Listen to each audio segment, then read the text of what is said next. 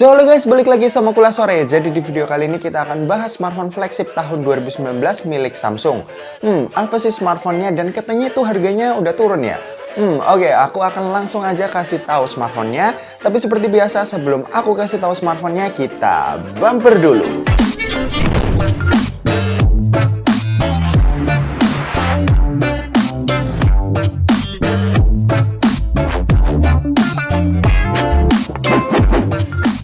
Oke, jadi di tanganku udah ada Samsung Galaxy S10 Plus. Yap, smartphone ini emang masih menjadi primadona bahkan sampai saat ini.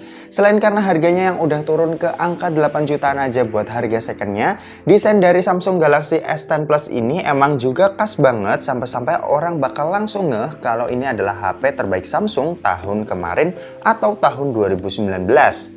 Untuk bodi dari bagian belakangnya sendiri ini menggunakan material kaca yang memiliki desain modul kamera horizontal kayak gini. Jujur aku pribadi suka banget dengan desain yang jarang-jarang ditemuin kayak gini dan punya ciri khas tersendiri yang bikin HP ini terlihat premium. Untuk unit yang aku pegang saat ini juga memiliki varian warna Prism White, berbahan kaca dan juga memiliki perlindungan Corning Gorilla Glass 5. Untuk grip sendiri, HP ini terasa solid saat dipegang. Bodi kacanya dan frame aluminiumnya membuat HP ini mantep banget digenggam dan jujur aku pribadi agak terganggu ya dengan bodi yang tergolong tipis dan licin di tangan. Makanya aku sering pakein si S10 Plus ini, case yang pastinya selalu aku bawa ya tiap kali berpergian. Tapi terlepas itu semua, kesan dari luarnya aja si S10 Plus ini bener-bener HP kelas flagship banget yang terlihat sangat-sangat premium dan nampilin sisi mewahnya.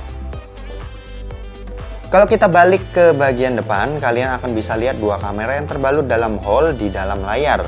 Yap, ini adalah dua kamera yang ditanamkan Samsung sebagai kamera depannya yang mereka kemas secara baik di sisi depannya.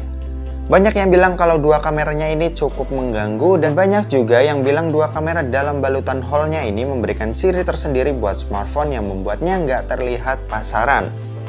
Tapi untuk aku pribadi, dua kamera yang terbalut dalam hole ini cukup keren dan aku suka pamerin tanpa mengganti wallpaper yang biasanya udah banyak ya beredar untuk menyemangkan tipe-tipe kamera kayak gini.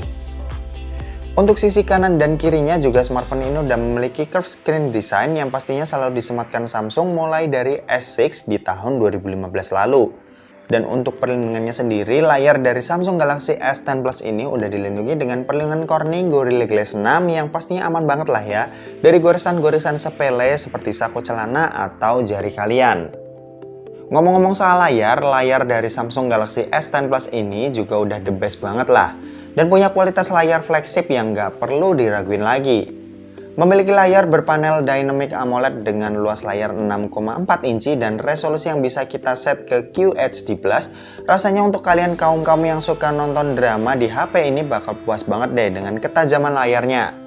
Nggak cuma buat nonton, main game juga bakal dapetin detail yang mantep banget kalau gamenya support sampai resolusi QHD ya. Oh iya, karena layarnya yang udah menggunakan panel Dynamic AMOLED, maka dari itu sensor fingerprintnya diletakkan di dalam layar yang punya teknologi ultrasonic fingerprint yang bisa membaca sidik jari lebih cepat daripada fingerprint in display pada umumnya. Kemampuannya ini juga bisa membaca fingerprint secara 3D dengan pembacaan sidik jari yang sampai ke pori-pori kulit. Jadi pastinya bakal lebih rinci dan lebih aman. Sementara untuk kameranya sendiri, Samsung Galaxy S10 Plus punya dua kamera di bagian depan beresolusi 10 megapiksel pada kamera utama atau wide-nya dan 8 megapiksel pada kamera deep sensornya yang bekerja juga sebagai lensa kamera wide agar mendapatkan jangkauan lebih luas saat kalian foto dengan orang banyak. Untuk hasil, kalian bisa cek foto-foto dan video berikut ini.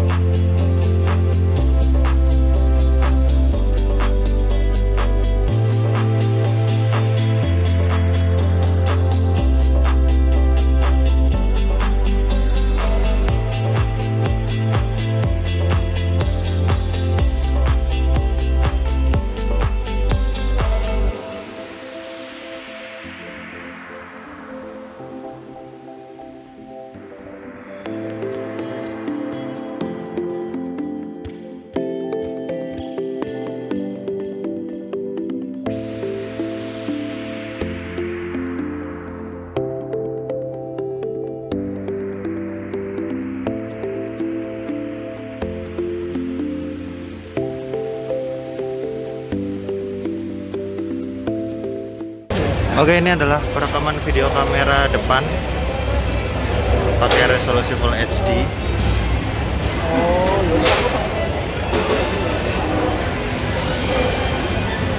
Kayak gini ya. Ini lagi di DP Mall, lagi mau cari makan.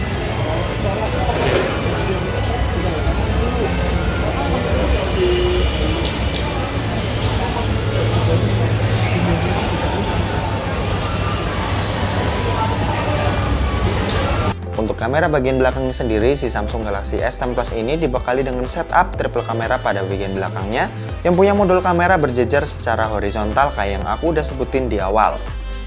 Untuk resolusinya sendiri, kamera utama atau kamera wide-nya punya resolusi 12 megapiksel, kamera telefoto atau 2 kali optical zoom-nya punya resolusi 12 megapiksel, dan kamera ultra wide angle-nya yang punya resolusi 16 megapiksel. Ya, nggak gede-gede kayak resolusi kamera HP zaman sekarang, namun kualitas jepretan dari smartphone flagship Samsung jangan dianggap remeh deh.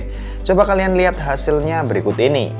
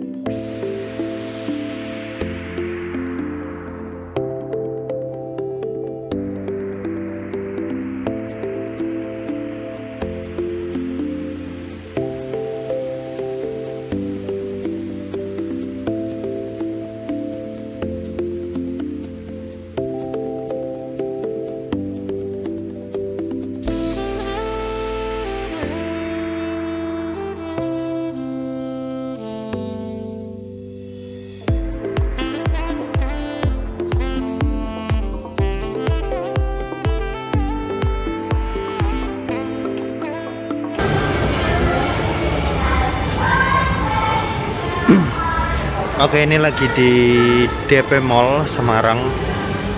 Ini rekam video di resolusi Full HD 60 fps ya, tapi nanti aku bakal upload di 30 fps saja. Ini nggak pakai stabilizer. Oke, kita bakal coba pakai stabilizer. Oke, ini adalah perekaman video yang menggunakan stabilizer ya. Ini lagi dibuat jalan. Bisa kerasa ya bedanya sama yang tadi kalau nggak pakai stabilizer.